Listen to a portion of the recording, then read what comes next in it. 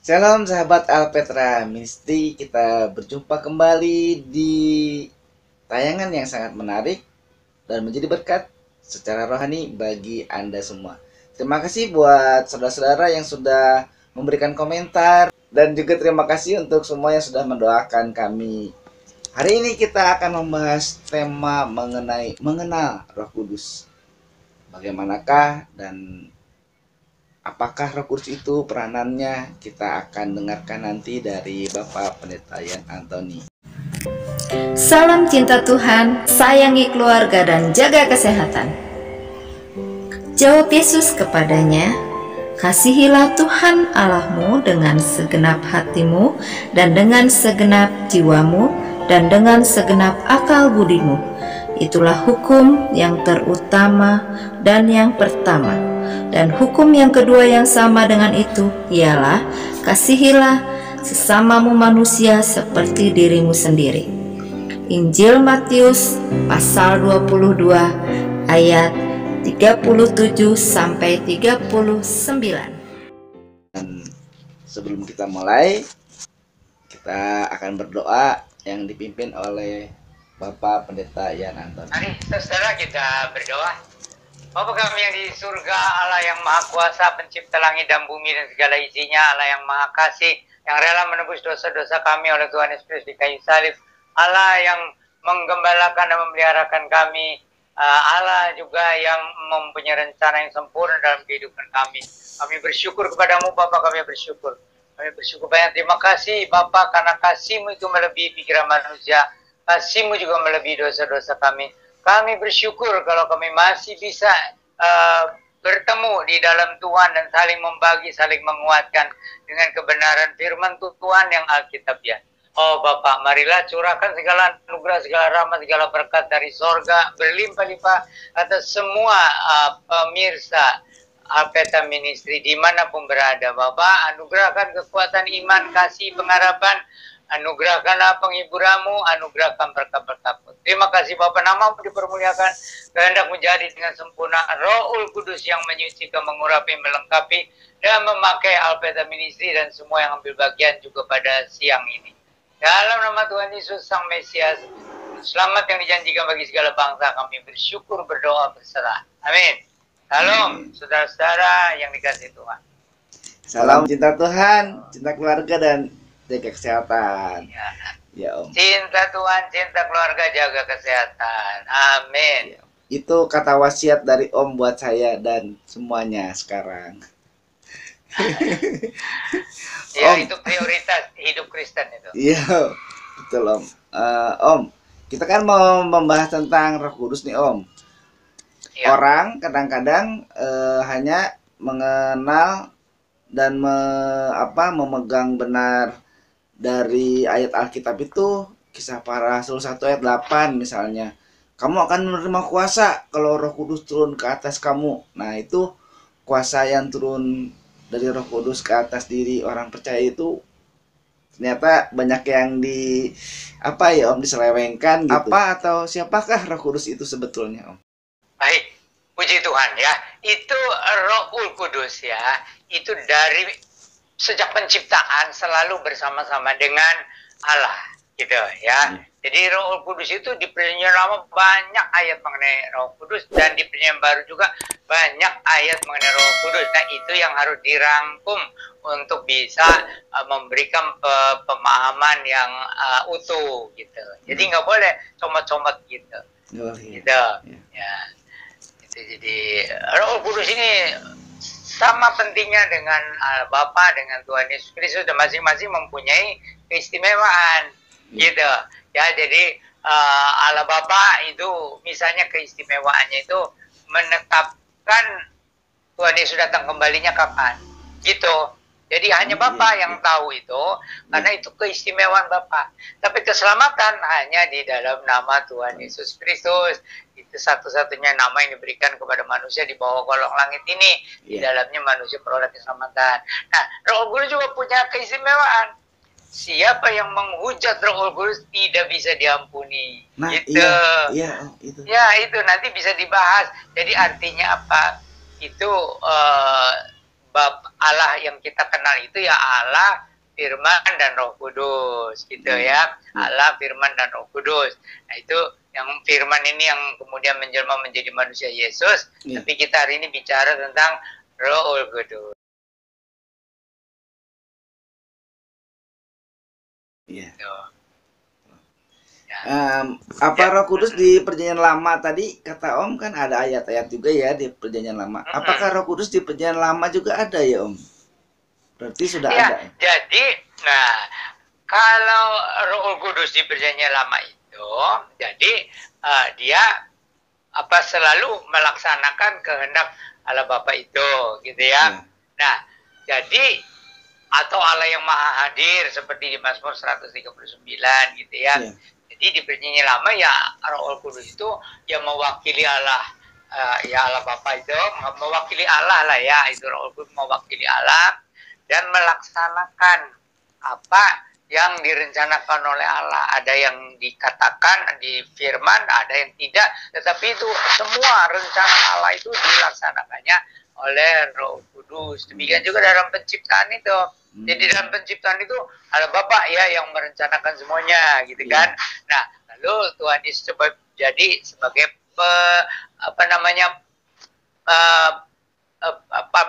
seperti penengahnya, pengantaranya. Jadi yang dibilang Bapa ya di sorga itu kita tidak mungkin mencapai dia, maka ada pengantara itu Firman. Yang Firman ini yang kemudian menjadi manusia Yesus. Nah, Roh Kudus ini yang melaksanakan semua rencana Allah. Dan Roh Kudus ini juga yang mengendalikan alam semesta, segalanya itu. Jadi, nah, tadi apa bedanya dengan di Perjanjian Baru? Gitu kan? Jadi, kalau di Perjanjian Baru ini, yang sebenarnya waktu Yohanes Pembaptis mau dilahirkan juga sudah ada. Kan? Waktu Yesus juga sebelum sejak itu kandung dan sejak seumur hidupnya lah ya, dan waktu dibaptiskan dan waktu dicoba. Tetapi Tuhan Yesus mengatakan tentang Roh Kudus yang khusus menyertai amanat agung gitu. Jadi yang dijanjikan di Kisah Para Rasul 1 ayat 8 itu Roh Kudus yang menyangkut tentang pelaksanaan amanat agung, itu hanya untuk spesialnya aja, gitu. Jadi ada tugas yang paling penting dari Roh Kudus itu menyelesaikan amanat agung ya, dengan memakai gereja, memakai hamba-hambanya mulai dari rasul-rasul dan sebagainya dan seterusnya gitu. Dikirain Roh Kudus ngasih kuasa itu jadinya nanti kita seperti rasul atau seperti Tuhan Yesus gitu, bisa menyembuhkan orang sakit gitu. Bisa. Ya, jadi kita juga harus tahu diri ya. Jadi maksudnya tahu diri itu keterbatasan kita.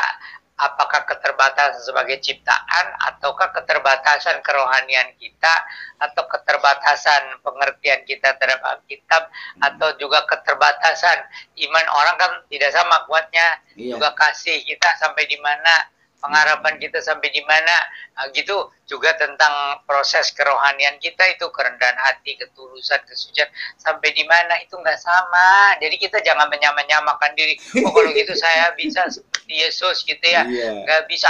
Seperti rasul-rasul pun nggak bisa gitu. Hanya memang Tuhan Yesus bilang orang yang percaya kepadaku bisa melakukan hal yang lebih besar daripada aku. Nah, itu kan orang menafsirkannya ya itu sebenarnya maksudnya tuh karena Tuhan Yesus pergi kepada Bapa. Kalau Tuhan Yesus ada di dunia itu terbatas hanya di yang dimana Tuhan Yesus ada gitu, di bumi gitu. Tapi kalau Tuhan Yesus sudah di sorga, Roh Kudus itu tidak terbatas ke seluruh dunia, kan untuk menyelesaikan amanat agung, untuk menyelamatkan jiwa-jiwa dengan Injil dari antara segala bangsa, suku, bahasa, kaum, pulau-pulau di muka bumi gitu. Ya. Jadi Roh Kudus itu jadi wilayah jangkauannya itu ya ke seluruh dunia. Kalau Tuhan Yesus dulu kan di Israel tuh. Gitu. Jadi kalau kita menerima Roh Kudus, Roh Kudusnya tidak terbatas, kitanya yang terbatas. Harus tahu diri lah, harus tahu diri. Iya. Eh, Kitanya yang terbatas dan dibatasi dosa kan ya Om. uh, ya terbatas sebagai ciptaan, terbatas karena dosa. Juga kita pertumbuhan rohani kita ini nggak sama. Yang pertama-tama itu dulu sesudah Tuhan Yesus ya rasul-rasul lah. Iya, Itu iya. nggak ada yang orang Kristen yang menyebut rasul-rasul itu. Nggak ada. Itu Tuhan Yesus yang menggembleng 3 tahun siang dan malam. Bayangin aja. Oh iya ya Om. Sampai kan mereka terus-terusan sama Tuhan Yesus sih setiap hari, Iya. setiap detik. Iya. Tidur juga sama-sama di situ. Iya, Om. Di mana aja lagi. Karena nggak ada tempat untuk meletakkan kepalanya kan katanya ya Om. Ya itu artinya kadang-kadang tidur di mana mereka ikut gitu.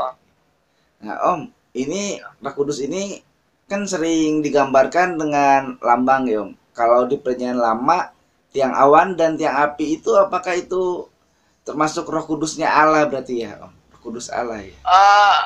Bukan. Jadi kalau tiang awan dan tiang api itu jadi kehadiran Allah itu, tapi bukan Roh Kudus. Kalau Roh Kudus kan tidak terbatas. Oh. Itu hanya simbol kehadiran Allah. Meskipun Roh Kudus juga melambangkan kehadiran Allah, tapi kan tidak kelihatan kalau Roh Kudus itu. Oh iya. Kan Roh Kudus jadi tuh, paling lambangnya apa dulu tuh? Iya. Oke, banyak kan lambang apa? Kadang-kadang dilambangkan dengan angin, dilambangkan dengan apa minyak, dilambangkan dengan api gitu. Ada maksudnya masing-masing. Iya iya Om. Kayak waktu hari Pentakosta itu kan lambangnya api ya, seperti lidah api katanya gitu. Ya, seperti lidah-lidah api katanya. Teman itu ada maksud lain, itu lidah-lidah api itu karena juga mau berbicara kan seperti lidah ya, itu gambaran lidah api itu hanya untuk betul itu terjadi gitu ya. Iya. Dan api gitu ya, tapi ada seperti lidah itu kelihatannya seperti lidah. Juga dilambangkan seperti merpati ya Om, kayak lambang Alpetra Ministry kan merpati Roh Kudus. Ya, semoga Petaminnya dipakai oleh Roh Kudus ya. Amin.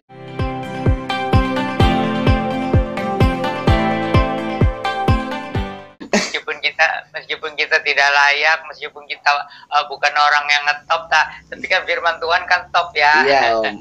Jadi itu merpati itu kan lembut dan tulus, itu lambang kelembutan, lambang ketulusan. Iya, iya. Terutama lambang ketulusan, tapi juga lambang kelembutan. Gitu. Jadi kalau orang katanya dipenuhi oleh Roh Kudus, tapi orangnya tidak tulus dan tidak lembut, Iya. ya bisa.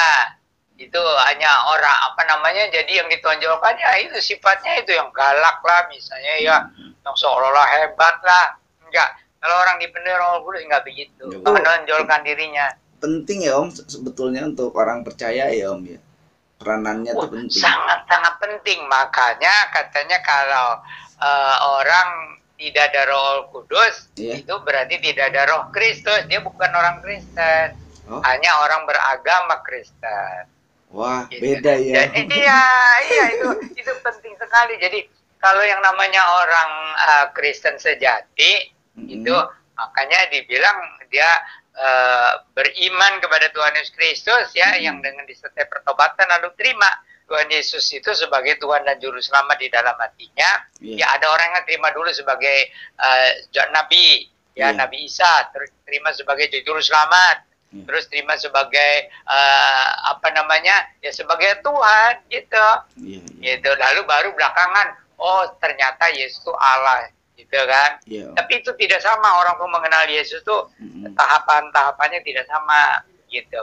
Ya. Nah, jadi ini sangat-sangat penting kita menerima Roh Kudus itu waktu kita beriman sungguh-sungguh pada Tuhan Yesus yang disertai pertobatan dan terima Tuhan sebagai Juru Selamat. Jadi orang yang tidak ada Roh Kudus itu berarti tidak ada Tuhan Yesusnya. Jadi berarti hanya beragama Kristen aja. Oh iya. Pokoknya kalau dia belum terima Tuhan Yesus dalam hati, berarti Roh Tuhan, Roh Kudus belum bekerja ya, belum ada gitu. Ya. Roh Kudus sudah bekerja sebelumnya, sebelum kita lahir juga, atau waktu kita sudah, cuman tidak tinggal di dalam hati kita. Kan Roh Kudus yang mengendalikan segala sesuatu, yang mengendalikan alam semesta, mengendalikan manusia gitu. Iya, iya. Sudah, cuma belum ada di dalam hati kita. Iya, iya. Belum iya, iya Om. Bedanya itu aja kan ya Om ya. Kalau yang udah Iya. percaya, yang udah terima Tuhan Yesus sama yang belum. Gitu. Nah, itu tadi Om bilang jangan mendukakan Roh Kudus atau jangan menghujat Roh Kudus itu gimana tuh konsekuensinya? Nah, itu beda ya, mendukakan dengan menghujat ya. Iya. Roh Kudus itu nggak sama. Kalau mendukakan Roh Kudus atau menyakiti hati Tuhan, ya itu sama maksudnya. Itu ya dengan ketidaktaatan kita untuk orang-orang yang sudah percaya, ya. Iya. Kalau kita tidak taat, kalau kita banyak ya seperti gimana mengabaikan ya peringatan dari Roh Kudus atau firman Tuhan gitu. Iya. Nah, itu mendukakan hati Tuhan, gitu, kurang sensitif terhadap Tuhan. Tapi kalau menghujat Roh Kudus, ini orang sudah disadarkan oleh Roh Kudus, kamu tuh orang berdosa, kamu tuh perlu Yesus, kamu tuh perlu penebusan oleh darah Yesus. Ya, kalau dia mengeraskan hati, ya memang namanya manusia itu kan keras ya. Iya. Tapi sampai kerasnya sedemikian rupa, benci, itu lalu sampai apa katanya, sampai dengan kata-kata yang tidak pantas itu.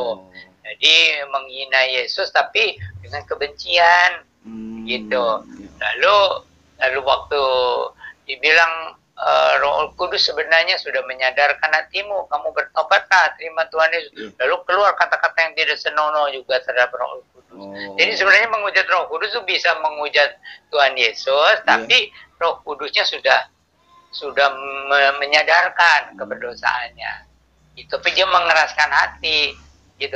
Tapi kalau ada orang yang hanya karena belum kenal Tuhan Yesus ya menghina Tuhan Yesus, menghujat Tuhan Yesus ya, benci kepada Tuhan Yesus, tapi Roh Kudus belum menyadarkan hatinya, enggak, itu masih bisa diampuni. Tapi kalau Roh Kudus sudah ada kan orang bergumul tuh. Iya. Oh, saya tahu saya ini orang berdosa, saya tahu Yesus itu juru selamat, saya tahu saya harus terima dia, tapi saya tidak mau. Gitu. Nah, terus keluar kata-kata yang tidak senonoh. Apakah terhadap Tuhan Yesus, apakah terhadap Roh Kudusnya, malah dengan sengaja gitu. Itu menghujat Roh Kudus tidak ada ampun. Karena udah jadi tahu orang ya, yang, Om. Ya, karena dia udah tahu. Roh Kudus sudah bekerja untuk menyadarkan dia. Oh iya. Kayaknya banyak rohaniwan-rohaniwan yang jadi tidak percaya Tuhan Yesus, malah itu berarti menghujat Roh Kudus juga ya. Nah, itu bisa juga ya kalau Roh Kudus sudah betul-betul menyadarkan dia. Tapi kalau yang memang namanya gimana dari awal sudah motivasinya salah dan sebagainya, tapi biasanya sih memang Roh Kudus menyadarkan. Nah, waktu Roh menyadarkan dan berapa kali dikasih kesempatan, lalu dia malah menghujat ya nama Yesus gitu. Tapi sebenarnya dia menghujat Roh Kudus karena Roh Kudus sudah menyadarkan dia. Itu nggak ada ampun. Nggak ada ampun lagi, Om. Lain dengan ada beberapa ya yang meninggalkan Tuhan Yesus karena dia ya pikir semua agama sama gitu ya. Nah, terus belakangan baru Roh Kudus menyadarkan dia, kamu tuh orang berdosa, kamu perlu Yesus. Baru dia balik lagi, itu masih diampuni. Meskipun sebelumnya dia sudah menghujat Yesus, menghujat agama Kristen, gitu. Tapi Roh Kudus belum betul-betul menyadarkan dia. Tetap ada itu bisa beberapa kali, ya, gitu. Jadi kalau Roh Kudus sudah menyadarkan dia beberapa kali, gitu, dia mengeraskan hati, lalu keluar kata-kata itu. Biasanya sampai keluar kata-kata, bukan hanya kepada Yesus, juga kepada Roh Kudus. Itu tidak ada ampun. Seperti yang dilakukan oleh ahli-ahli Taurat dan orang Farisi. Mereka itu sudah tahu di perjanjian lama tentang Mesias ya, tentang Roh Kudus, tentang mujizat-mujizat yang akan dilakukan oleh Mesias kalau dia datang. Dan mata mereka juga sudah melihat. Lalu Roh Kudus sudah menyadarkan, kamu tuh orang berdosa, kamu jangan munafik, terimalah dia sebagai Mesias yang dijanjikan itu. Tapi terus dia kata-kata itu waktu Yesus membuat mujizat itu katanya itu dilakukan oleh roh iblis gitu. Atau waktu Yesus mengusir ya roh jahat. Terus ini ahli Taurat sama orang Farisi bilang itu Yesus itu pakai kepala iblis katanya. Iya. Gitu. Itu jadi sebenarnya tuh sengaja Roh Kudus sudah menyadarkan, karena kan dia selalu dari kecil dia itu belajar perjanjian lama. Iya, Om. Nah, Om, kalau itu disadarkannya, ini jadi ini nih, Om. Apakah dia karena mendengar suara Roh Kudus? Suara Roh Kudus itu gimana sih, Om? Nah, gini. Karena manusia itu punya pribadi itu ada pikiran, ada perasaan, ada hati nurani, ada kemauan. Jadi Roh Kudus itu berbicara kepada manusia itu sesuai dengan pribadinya. Jadi ada orang yang lebih pakai pikirannya, Roh Kudus pakai pikirannya. Ada orang yang perasaan atau emosinya lebih dominan, Roh Kudus berbicara melalui perasaannya atau emosinya. Kalau ada orang itu dominannya soal kemauannya, Roh Kudus juga memberikan dan menyasar kemauannya. Atau ada orang yang hati nuraninya tajam, ya. Itu Roh Kudus juga bicara kepada hati nuraninya gitu. Tapi suara Roh Kudus itu selalu sesuai dengan firman Tuhan. Tidak ada suara Roh Kudus yang keluar dari kebenaran firman Allah. Oh, kirain Om, kan orang suka bilang saya mendengarkan suara Roh Kudus katanya gitu. Saya kirain Roh Kudusnya ngomong gitu kayak kita gini atau bisik-bisik di kuping gitu Roh Kudusnya. Nah itu namanya penerimaan dari orang tersebut, ya. Jadi kalau Roh Kudus, orang itu, saya bilang ini orang itu misalnya pikirannya lebih dominan, ya sepertinya Roh Kudus bicara kepada pikirannya, atau kepada perasaannya, atau kepada hati nurani, seperti bicara. Kan itu ada semacam psikologi itu kan, ada orang yang sampai kepengaruh sampai nggak bisa tidur, sampai lalu dengar suara-suara gitu kan. Jadi orang itu memang yang dominan itu pribadinya apa? Apakah pikiran, apa perasaan, apa kemauan, apa hati nurani. Nah itu sepertinya ada suara gitu, ada suara. Cuman suara-suara itu kan bukan hanya dari Roh Kudus. Ada suara dari roh-roh yang nggak benar, ada suara juga dari secara psikologi, ada suara-suara yang ya pengaruh.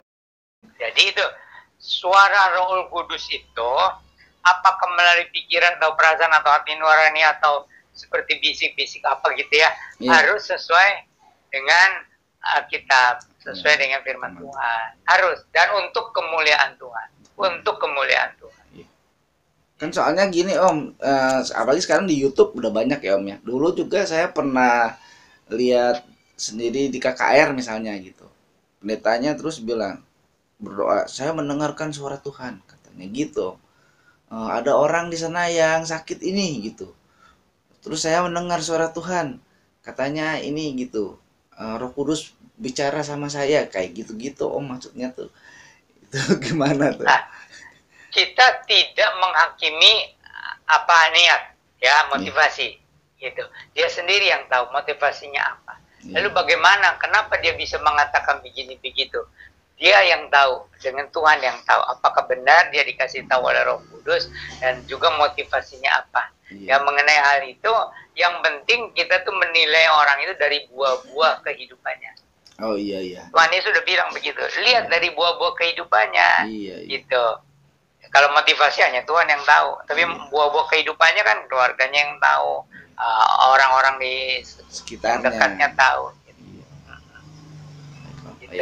Jadi kita nggak boleh, karena saya juga takut menghujat Roh Kudus. Jadi nanti kalau saya ngomong pendeta itu mungkin bohong kali, masa ada suara Roh Kudus gitu kan, takutnya nanti jadi kesana Om. Tapi udah jelas gitu. Ya. Jadi ada perkataan firman Tuhan dari Rasul Paulus, dia bilang saya tidak mempermasalahkan motivasinya itu, katanya.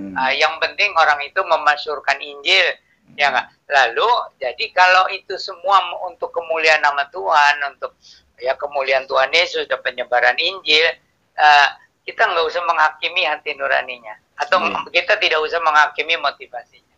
Iya. Jadi hasilnya dan pertama buah-buah kehidupannya, Iya. lalu hasil. Iya sih Om. Kan kalau cuma di mulut aja kan mereka juga bisa bilang memuliakan Tuhan misalnya gitu ya Om ya.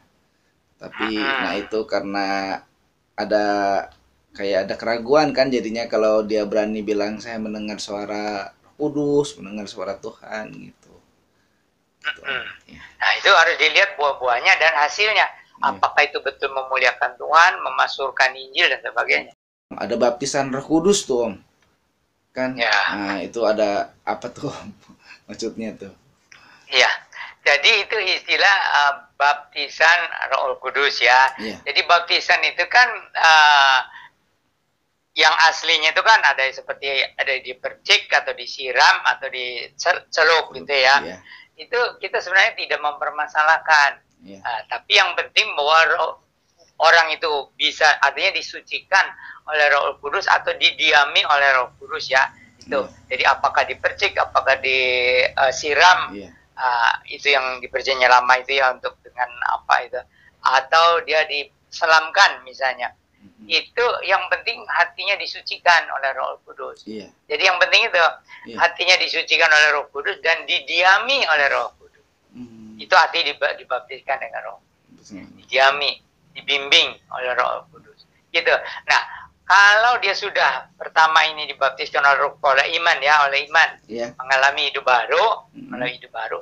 Nah, dia harus bertumbuh.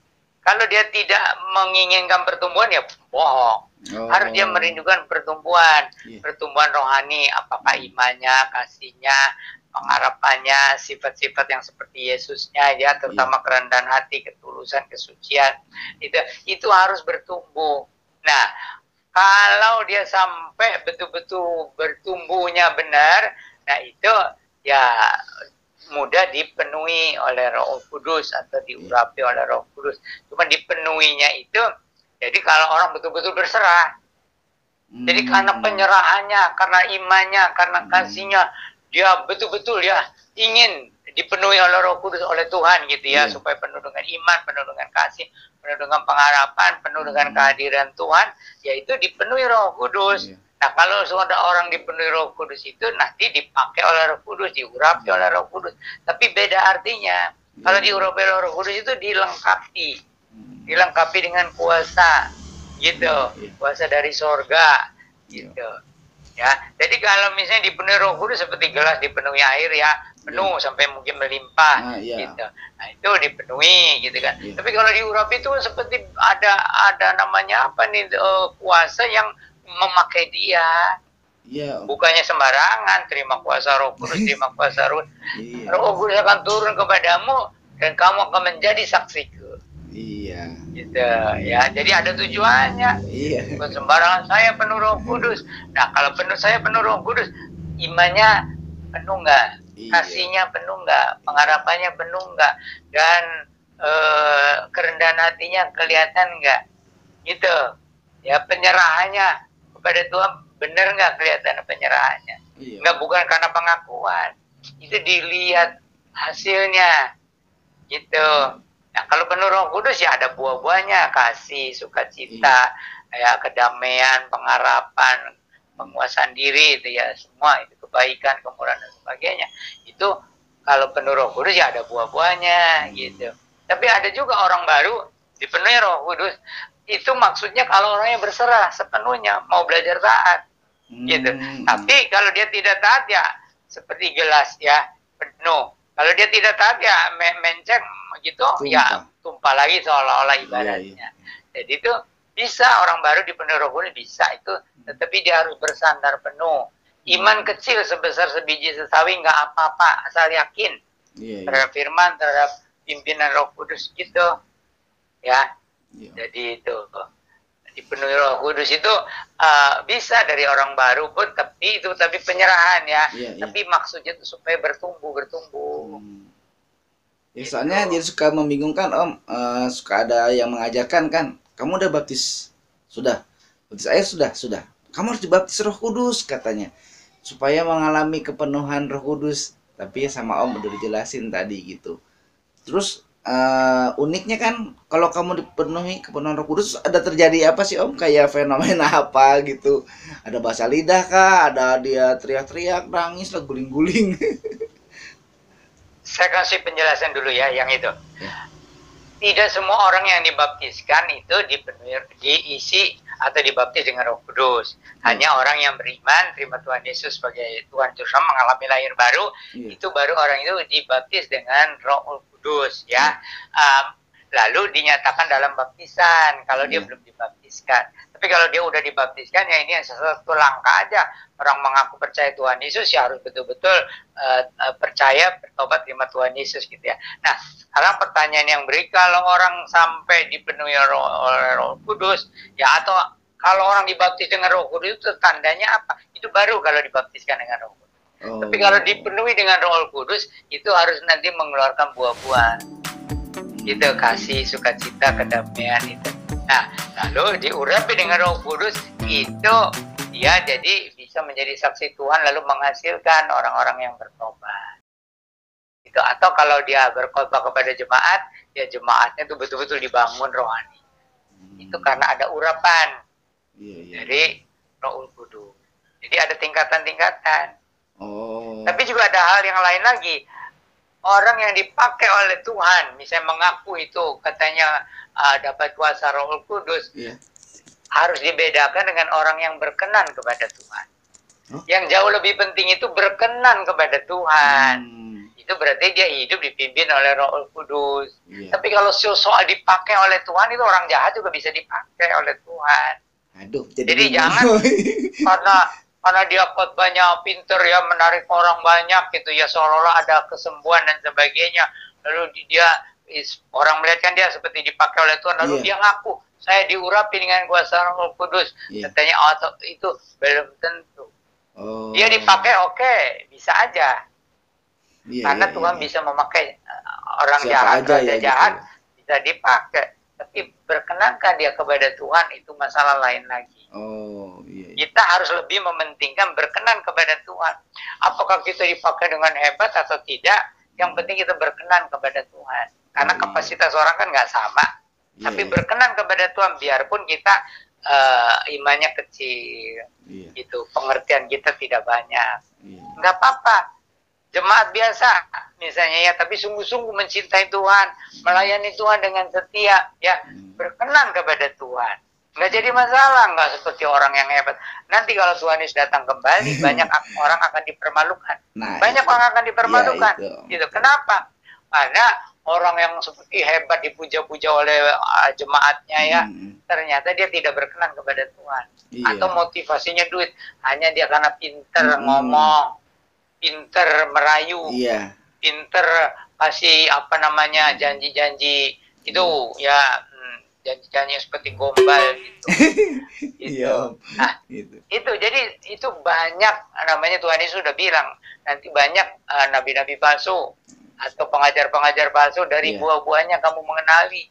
Itu dari hidupnya itu bersih apa enggak, suci apa enggak gitu. Kalau orang yang kotor ngaku dia itu seperti utusan Tuhan, nabi Tuhan, bisa itu itu nabi palsu atau pengkhotbah palsu atau pendeta palsu, itu buah-buahnya yang tidak memuliakan nama Tuhan, kotor hidupnya.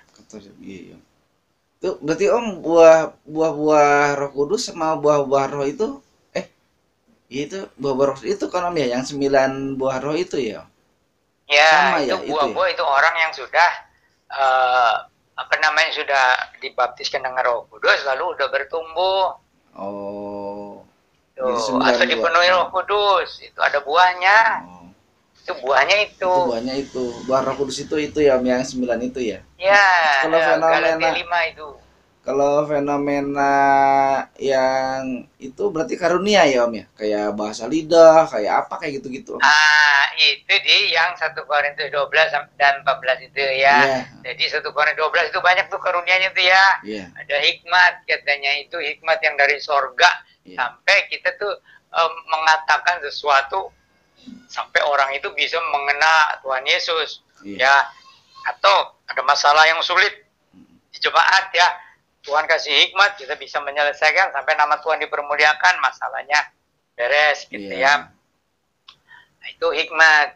Nah, tapi kemudian pengetahuan atau makrifat, katanya dulu terjemahnya makrifat, itu jadi kita mengerti banyak kebenaran Alkitab yang orang kebanyakan tidak paham. Gitu. Jadi kalau kita berkhotbah atau mengajar, terutama mengajar ya, jadi dosen itu berdoa supaya dapat makrifat gitu. Jadi nanti itu rahasia kita tuh seolah-olah dibuka. Bukan rahasia yang aneh-aneh, bukan, yang sebenarnya karena menggumuli ayat-ayat itu. Lalu Roh Kudus kasih pengertian. Itu hikmat ya. Terus ada lagi tuh ya, buah-buah Roh Kudus itu ya, iman yang menyembuhkan, atau iman yang bisa memindahkan gunung ya. Nah, ini iman yang khusus untuk menguatkan orang lain. Kalau soal iman yang memindahkan gunung itu, kalau memang gunungnya harus pindah ya, atau ada gunung kesulitan, itu atau masalah yang besar, bukan berarti ayo katanya itu di Alkitab ditulis, kata kalau orang percaya pada Tuhan Yesus bisa memindahkan gunung, ayo coba pindahkan tuh gunung Semeru atau gunung Cermek. Nah itu kan itu mah orang itu sebenarnya ya, bisa-bisa dia ini orang menghujat Roh Kudus juga. Karena apa? Dia memakai pikirannya itu untuk mengatakan Alkitab itu bohong. Padahal kan di kitabnya kan tahu bahwa mereka itu harus belajar dari firman, dan bahwa Allah yang sudah memeliharakan firman. Jadi itu iman yang khusus ya. Jadi imannya besar sampai bisa menguatkan iman orang lain. Ada karunia penyembuhan. Meskipun setiap orang Kristen boleh mendoakan orang sakit ya. Tetapi ada orang yang dikaruniai khusus. Nah, tumpang tangan aja dalam nama Tuhan Yesus sembuh. Sembuh ada gitu. Tapi jangan kitanya yang mau. Ayo dalam nama Tuhan Yesus kamu sembuh. Dalam nama Tuhan Yesus kamu. Dalam nama itu mah kayak orang apa itu? Yang nggak boleh begitu. Tuhan Yesus aja nggak begitu. Itu dalam kehidupan sehari-hari ada jemaat, bukan pendeta. Jemaat ya, dia nggak pinter berdoa, tapi dia hanya yakin dalam nama Tuhan ada kesembuhan, terjadi kesembuhan gitu. Nah, jadi itu khusus iman karunia kesembuhan gitu ya. Tapi bukan dibagi-bagi. Dalam nama Tuhan sembuh, dalam nama Tuhan sembuh. Siapa dia? Ya Tuhan saja nggak begitu. Nah, dari buah-buahnya nanti kita lihat orang ini. Ya, terus ada lagi kuasa mengadakan mujizat. Ini masih sekitar iman juga. Tapi begini, kenapa bisa ada mujizat itu karena keyakinan. Jadi ngerti nggak? Iman itu rohani, tapi kalau keyakinan itu mental. Makanya Tuhan Yesus bilang, biarpun iman kamu sebesar sebiji sesawi, tapi kamu harus yakin. Maka kamu bisa memindahkan gunung atau apa. Itu melakukan mujizat. Ya, itu yakin. Itu penting. Orang zaman dulu tuh bukan orang Kristen, tapi punya keyakinan. Ini orang Banten apa itu? Di atas daun bisa terbang. itu keyakinan orang zaman dulu, keyakinannya lebih kuat daripada orang zaman sekarang. Nah, Tuhan Yesus memberitahu kepada kita, iman itu harus disertai dengan keyakinan. Apa bedanya? Iman itu rohani, keyakinan itu mental. Ya, mungkin apa baru dengar ya soal ini ya. Ya, gitu ya. Nah, terus ada lagi tuh ya, karunia nubuat katanya. Nubuat ini maksudnya itu seperti nabi-nabi, perjanjian lama meramah gitu. Nah, waktu gereja baru berdiri di abad pertama itu termasuk penting apa yang akan terjadi, tapi mempengaruhi banyak orang. Seperti misalnya akan terjadi bala kelaparan katanya di daerah Palestina dan sekelilingnya gitu ya. Tetapi kemudian Tuhan memberikan semua nubuatan-nubuatan yang penting itu di dalam kitab Wahyu.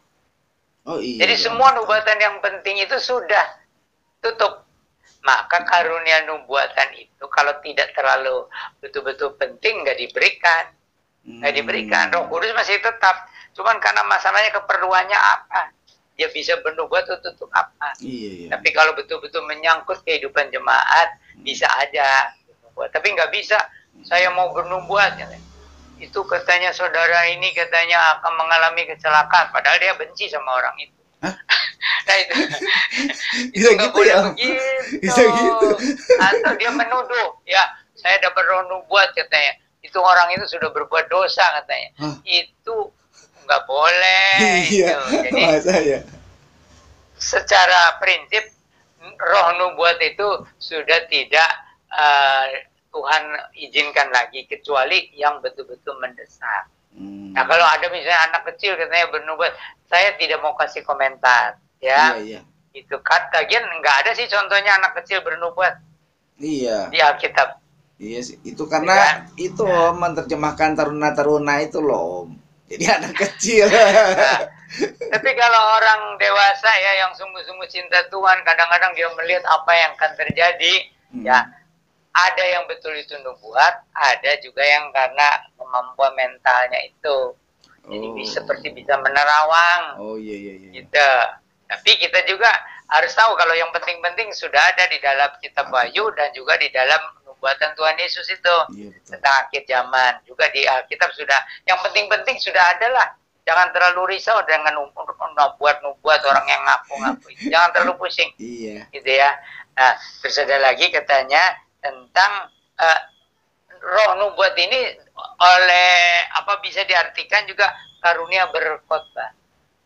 Oh gitu ya. Jadi berkhotbah, karunia berkhotbah itu berarti kita menyampaikan firman Tuhan kepada jemaat. Itu karunia nubuat juga.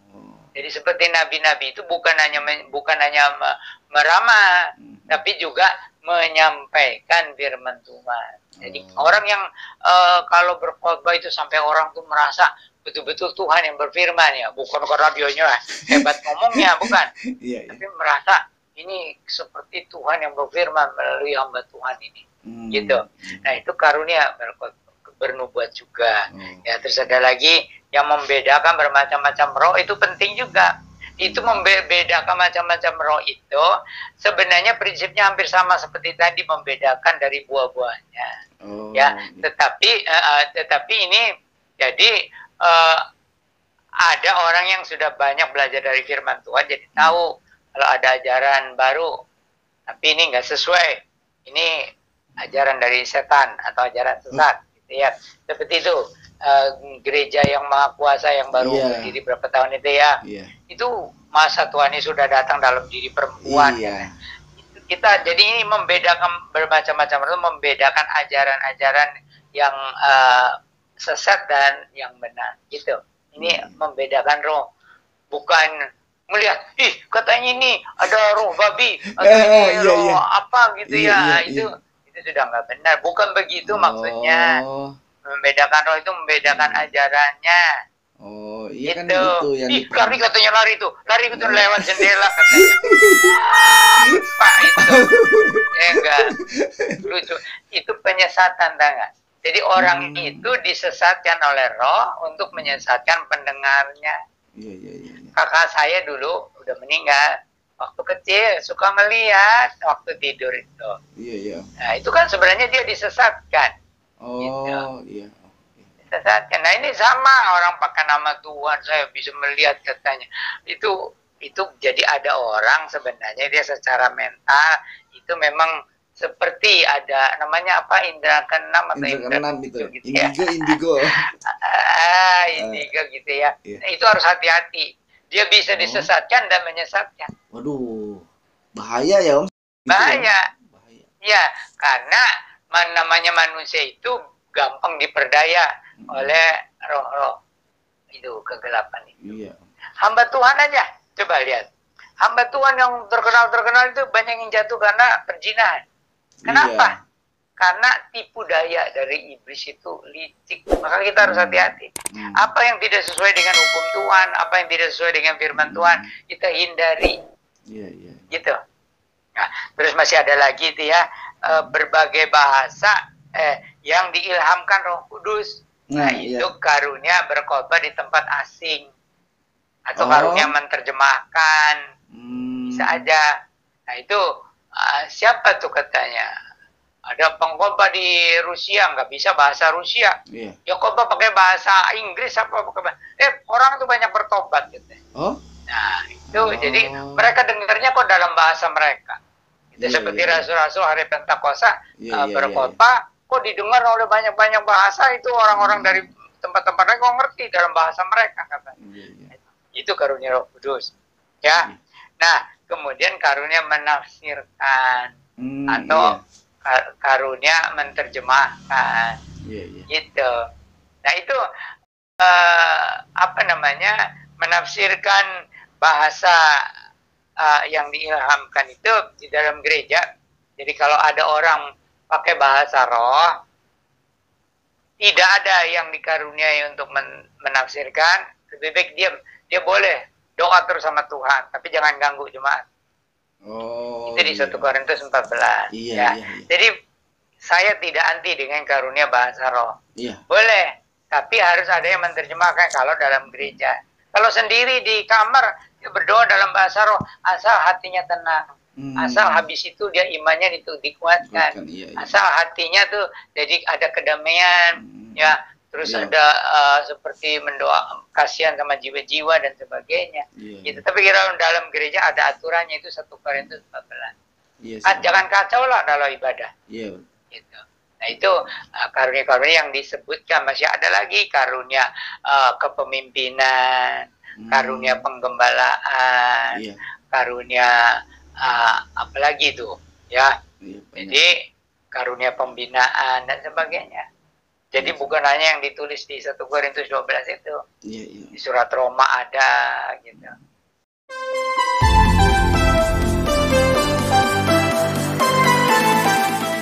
Syukur sama Tuhan, hari ini udah dijelaskan sama Om apa Roh Kudus, siapa Roh Kudus, bagaimana peranannya, dan pentingnya buat kita semuanya. Yang fenomenal. Itu ya kalau memang dari Roh Kudus ya fenomenal. Jadi artinya itu kalau orang itu diurapi dengan Roh Kudus, khotbahnya itu seperti Tuhan bicara. Meskipun tidak hebat, tapi seperti Tuhan bicara. Jadi itu fenomenal juga. Tapi bukan seperti yang dianggap orang itu harus ada mujizat. Iya, berkaitan dengan Roh Kudus ya Om. Kan ada juga pernah ada ajaran yang mengajarkan tentang nikah dalam roh. Kalau yang dari Alkitab itu menikah dalam roh itu dengan Tuhan. Jadi bukan antara laki dengan perempuan, apalagi ini laki udah punya istri, ini perempuan punya suami. Itu ngaco, itu sudah motivasinya sudah nggak benar. Jadi kemungkinannya apa dia nggak bahagia, nggak puas dengan istrinya, ya gitu. Lalu si perempuan ini juga apa dia merasa tidak puas dengan suaminya, gitu. Lalu tujuannya apa? Pokoknya bahaya, janganlah berdua-dua laki sama perempuan yang bukan suami istri. Itu menikah dalam roh apa? Enggak ada dasarnya. Menikah dalam roh itu hanya kita dengan Tuhan Yesus, hanya itu. Iya, katanya kan sekilas sih, karena Alfa juga waktu dengar ajaran itu kan nggak terlalu tertarik gitu, karena nggak ada di Alkitab kan. Dia bilang menikah dalam roh itu bukan berarti saya sama perempuan misalnya nikah gitu terus berhubungan, itu enggak, tapi di alam roh katanya. Aduh, dengerinnya juga jadi nggak masuk akal gitu kan. Dan tidak memuliakan Tuhan. Iya. Malah tidak memuliakan. Di mimbar itu hamba Tuhan ini bisa bilang, nah dia ini istri saya dalam roh katanya gitu. Waduh, bahaya itu. Tidak memuliakan Tuhan dan mengacaukan pikiran jemaat. Iya. Itu lalu timbul pikiran yang bukan mengujar Roh Kudus, itu mah jadi ya menutup-nutupi aja. Kalau mengujar kan orangnya jadi nggak percaya Tuhan Yesus. Iya, betul. Kan kalau ini kan munafik ini. Iya. Meninggal. Lalu semua pakai nama Tuhan. Kalau orang yang meninggal berarti dia rohnya nikah sama kalau yang itu ya. Bukan istrinya yang itu. Aduh. Gimana? Kacau, jadi membuat kacau itu tidak memuliakan Tuhan.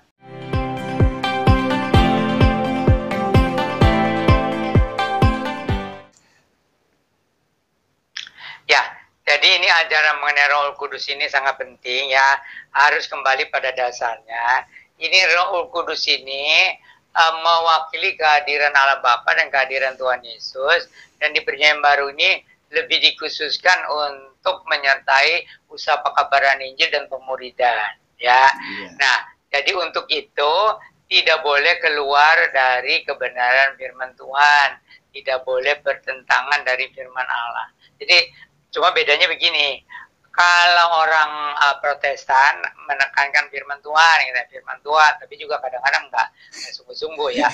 Kalau orang karismatik, Pentakosta menekankan Roh Kudus, tapi akhirnya jadi rohku, gitu ya, atau sampai dibilang roh kudus. Jadi kita tuh kan gereja itu satu. Mari kita saling melengkapi. Jadi Roh Kudus dan firman Tuhan harus sama gitu untuk kemuliaan Allah. Jadi marilah kita dipenuhi dengan firman Tuhan lebih dulu dan dipenuhi dengan Roh Kudus, lalu supaya Tuhan menjadikan kita saksi-saksinya sampai ke ujung-ujung bumi. Apakah dengan berdoa syafaat, apakah dengan mendukung dengan harta, ya, untuk penyelesaian, atau kita bersaksilah. Usahakan kita menjadi saksi yang baik, gitu.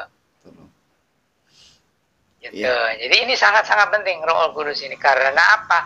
Karena banyak roh. Gitu.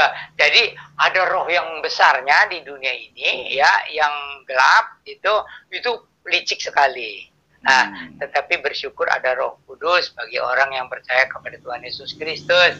Lalu untuk mengenalinya ya dengan ajaran firman Tuhan. Gitulah. Ya.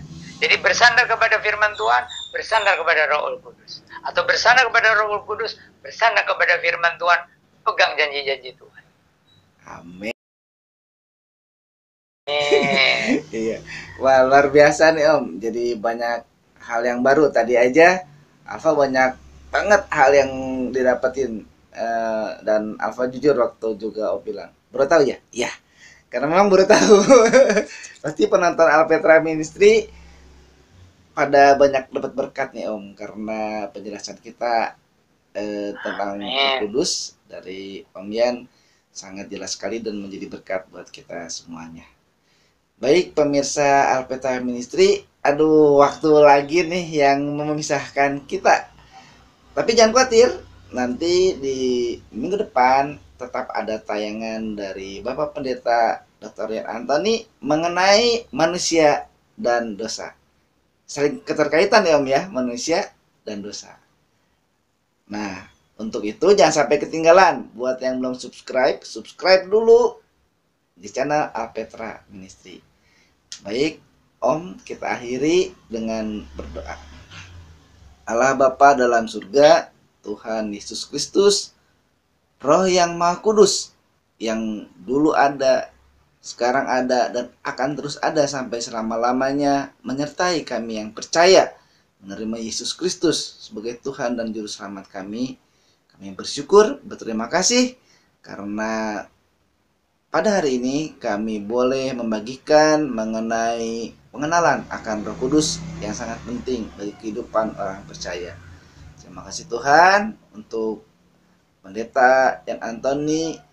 Tolong Tuhan Yesus supaya berkati dengan kesehatan dan juga bisa melayani terus-menerus Tuhan. Tuhan Yesus, terima kasih juga untuk semua penonton. Tuhan berkati. Terima kasih Tuhan Yesus atas penyertaan Roh Kudus pada kami saat ini, bahkan sampai selama-lamanya, sampai Maranatha Tuhan Yesus datang kembali. Haleluya, amin. Amin, puji Tuhan. Terima kasih Om untuk kesediaannya. Sama-sama. Salam cinta Tuhan, sayangi keluarga dan jaga kesehatan. Jawab Yesus kepadanya, kasihilah Tuhan Allahmu dengan segenap hatimu dan dengan segenap jiwamu dan dengan segenap akal budimu. Itulah hukum yang terutama dan yang pertama. Dan hukum yang kedua yang sama dengan itu ialah kasihilah sesamamu manusia seperti dirimu sendiri. Injil Matius pasal 22 ayat 37 sampai 39.